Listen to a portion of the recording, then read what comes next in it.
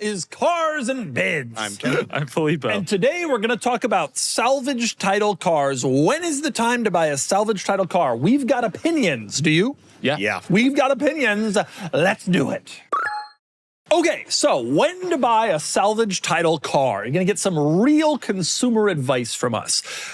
Before that, let's discuss what a salvage title car is. This is a car that has been hit, been in an accident, was a total loss, and received a salvage title. Now, in some states, including our own California, there's no such thing as a rebuilt title, which is when a salvage car is fixed and then rebuilt.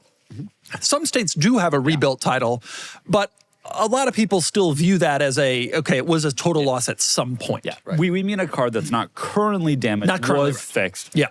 But where the damage, cost to repair was more than the insurance company thought was worth fixing. Right, exactly. So the question is, we often get this question, when do you buy, cars salvage title, but it looks nice. A lot of cars with salvage titles, we sell them on the site. A lot of cars with salvage titles have been repaired. They look nice. And the question is, when would you buy a salvage title car? And I have my opinions, but I'm curious to hear Kennan's. Yes. So generally speaking, I personally like buying a salvage title car is kind of scary. But I think there are certain situations where it makes a lot of sense, and that's where the car is extremely valuable, and then this gets you into a driver example. Oh, that's an interesting one. I didn't think about that. One that you're going to use and you want to put a lot of miles on. This applies specifically, of course, in my case, to exotic, very expensive cars. This Ferrari 456 is a great example. I personally drove this car. I did a video on this, but it had a salvage title. But the thing with this car was, it was a V12 manual Ferrari. Now, normally these cars are kind of trading hands for kind of more like $100,000 over that $120,000 in a lot of 456's cases. But this one sold for $67,500, which felt like actually kind of strong money for what it was. But nonetheless, you get to click. It's still a good deal. It's a good deal. And the thing with Ferraris, of course, is they're very mileage-sensitive cars. But this one, you don't really have to worry. The value's already kind of been taken away as a result of being salvaged. Totally. That it has.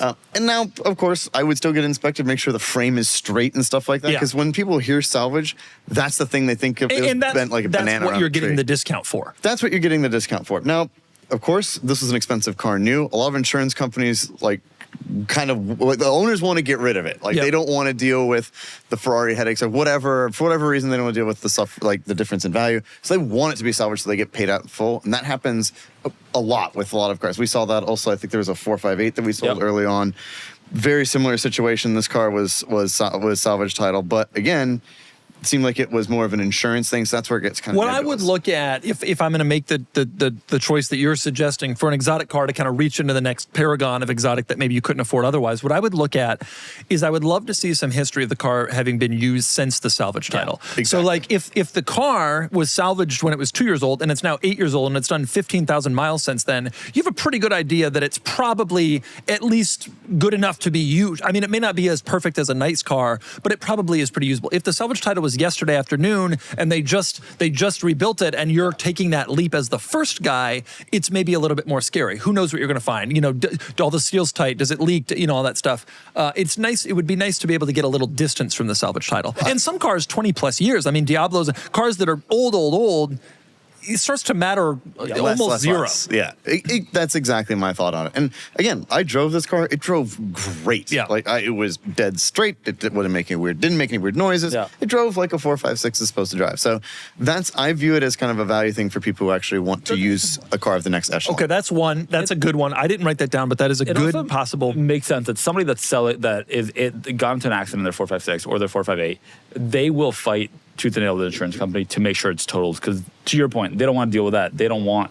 Maybe it's a drive weirdly even after it's repaired correctly. And insurers understand it too, because insurers then get into a fight about diminished value, and it becomes a whole thing. And often those cars get totaled. And obviously, the thing that you'd most want is some sort of documentation. Like if you had work showing, hey, this is what was done. Here's the picture of the accident. Whatever, that would make you feel even better. Right. And I think in a lot of cases that with accidents in general, not just salvage stuff, that can help mitigate some of this value loss. But yeah, that's sort of how I it often gets lost in the process. It often gets lost, yes. That's true. My example, for me, that's actually a good example, which I hadn't considered. But otherwise, I had very few reasons why I would buy a salvage title car. The most obvious one to me is if you're going to buy a racetrack car. Yep. Sure. If you're planning on buying a car that you're going to go racing with, and this happens a lot. We see a lot of salvage Miatas, salvage E36 M3s. There's plenty of these cars that are clean, and it's cheaper to buy a salvage one if you're already going to strip out the interior, do a bunch of mods, lower it, put a wing, do all the racetrack stuff. A salvage title obviously just makes the most sense to go after one of those cars. Totally.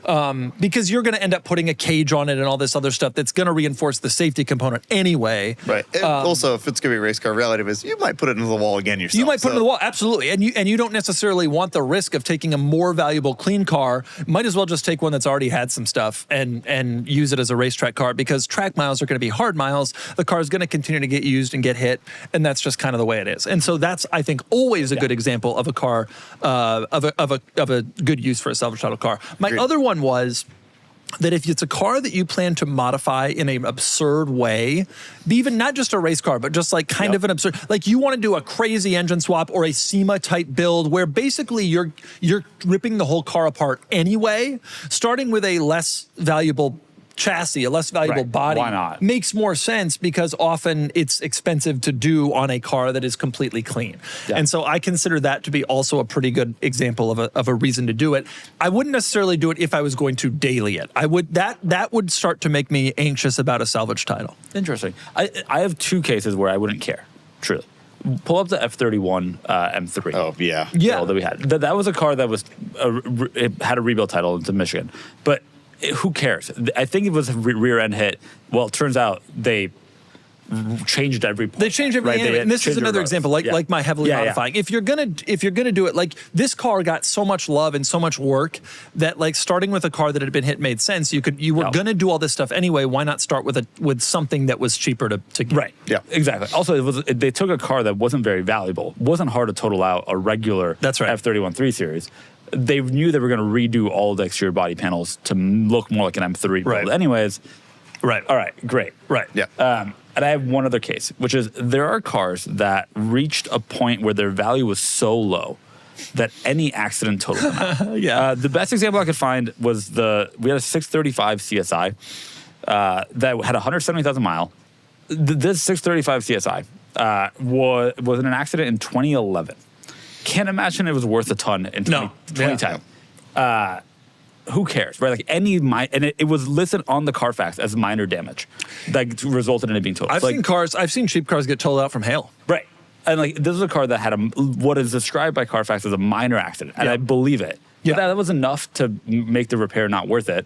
Does it matter that it's salvage title? Not really. It's not a huge impact to the value, and it's not. Given that we know what the accident was, it's not a real safety concern because it was just such a minor hit. And the car's already pretty unsafe relative to modern cars anyway. That's one way to think about it. And you're probably not going to daily it anyway, right? Like this is a car you're going to have fun with, and so it doesn't really matter. My friend Brian from Ether Niners bought a car at auction, and it was salvage title, and the reason was the headlight was damaged.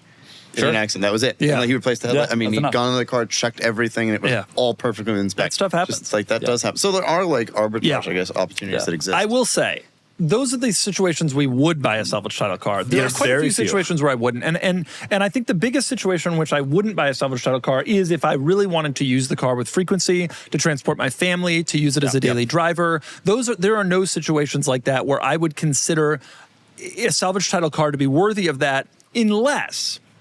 Number one is, if I was the guy who did the work, I'm not capable myself, but there are people who are absolute experts in this world who like are.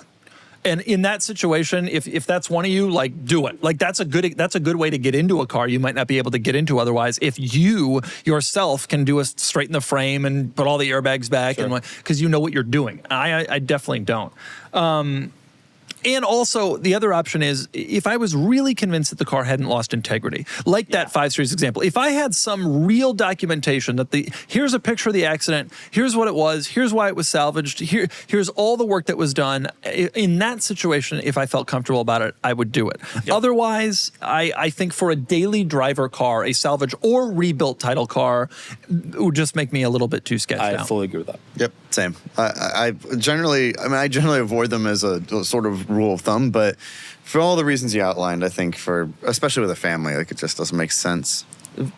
Yeah. You know, it's surprising to me that Filippo's never pursued a salvage or rebuilt title car, considering Value. the situation. I care a lot about safety, one. And also about like the car being as described. But I'm not mechanically savvy enough to fully check every frame rail, to check that everything was done correctly. Now, in a case where, like the 635 CSI, I truly don't think it matters. We know the extent of the accident. Case of that F31, I wouldn't care that much because the accident is documented in the photos, and so much was changed and upgraded after that. Yeah. And maybe I wouldn't care in the case of Ryan's example, where the small damage that was significant enough in cost, or hail. Maybe I wouldn't care about hail. I think the thing for me is like the value of retention. I mean, granted, like a salvage style car is kind of floored. Yeah, I like only buy cheap cars, and so the floor doesn't matter. But yeah, right. But I think for me, it's like I'd rather have the value of retention. I'd rather have a car with no stories. So I don't have to explain to people. Everyone would. Everyone would, but rebuilt title cars exist for a reason, right? Like they're there for a reason because there are some situations like the ones we're describing where you wouldn't. Of course, you'd rather have a no-story car where, clean, always been in SoCal, the first owner at a hair salon. You'd always want one of those types of cars, right? But you can't always have that. No. And if you can't, those are the situations in which we'd buy a salvage or rebuilt title car. Now you know. This is real consumer advice. Kennan, do you have any parting consumer advice? Yep. All throughout that, you can get one. You can go click clack for less. That's the. You can go click clack for less money, and you can do it on cars and. Are we supposed to do it? Cars and big. Cars and big. Woo! Goodbye.